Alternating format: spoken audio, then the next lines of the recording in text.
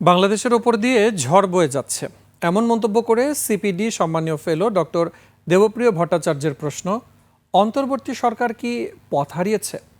আর সংস্থাটির chairman doctor Rehman Sobhan হতাশা ব্যক্ত করে বলেন, ৫৪ বছরেও সংস্কারের গ্রহণযোগ্য পদ্ধতি তৈরি হয়নি।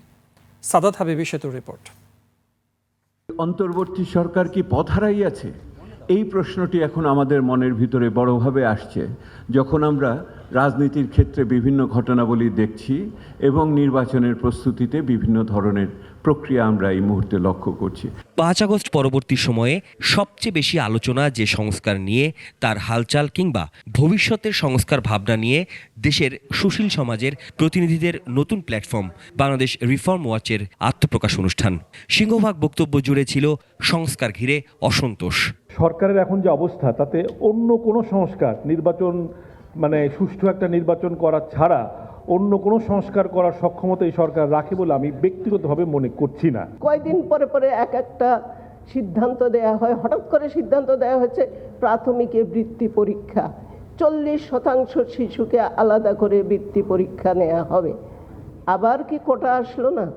বিভিন্ন ধরনের সহিংসতা, মব সন্ত্রাস সেটা বেড়েছে এবং আমরা এই সমস্ত ক্ষেত্রে সরকারের একটা অদ্ভুত নির্লিপ্ত অবস্থা দেখতে পাচ্ছি। যারা আক্রান্ত হচ্ছে তাদেরকে পুলিশ ধরে নিয়ে যাচ্ছে সন্ত্রাস বিরোধী আইনে গ্রেপ্তার করে। আপনি রাজনীতিবিদদেরকে সবচেয়ে কুৎসিত হিসেবে চিহ্নিত করে তাদের সাথে দিনের পর দিন করছেন, পুরো জিনিসটাই একটা যমুনার দেয়ালের মধ্যে আটকে গেছে।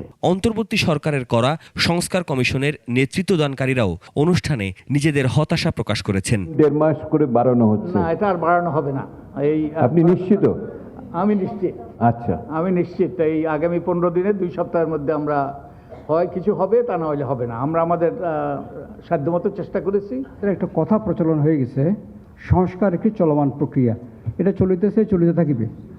এটা একটা স্কেপিস্ট কথা। আর একটা কথা শুনি, রাজনীতিতে শেষ কথা বলে কিছু নাই। এই দুটো কথা কিন্তু আমাদের রাজনীতিতে খুব প্রচলন আছে। আমি মনে করি রাজনীতিতে শেষ কথা বলতে হবে। বৈষম্যহীন সমাজ প্রতিষ্ঠায় সেমিনারের মতো আয়োজন ছেড়ে সুশীল সমাজকে আরও বেশি কার্যকর ভূমিকা রাখার আহ্বান আসে এই প্ল্যাটফর্ম থেকে। আমি ভুলে অনেক সময় অন্তরীণ সরকার বলে ফেলি, সিজড গভর্নমেন্ট আর কি। অনেক সময় কে যেন এটাকে দখল করে নিয়েছে মনে হয় মাঝে মধ্যে। বাট এটার আমরা সকলেই যে সহানুভূতি, ভালোবাসা, ভক্তি নিয়েছিলাম, সেখানে কোথায় যেন একটা মোহভঙ্গ হয়েছে। And what are these reforms we do not know. এখনো স্পষ্ট নয় কোন কোন সংস্কার বাস্তবায়ন করতে চায় অন্তর্বর্তী সরকার, কিংবা কোন সংস্কারগুলোকে তারা প্রাধান্য দিচ্ছে। কোনো একটি লিখিত কাগজে 30টি দল স্বাক্ষর করে দিলেই তো আর সংস্কার হয় না। এসব বাস্তবায়নের জন্য নির্বাহী আদেশ লাগে, অধ্যাদেশ লাগে, নির্দিষ্ট বাজেট লাগে। Elections will be taking place.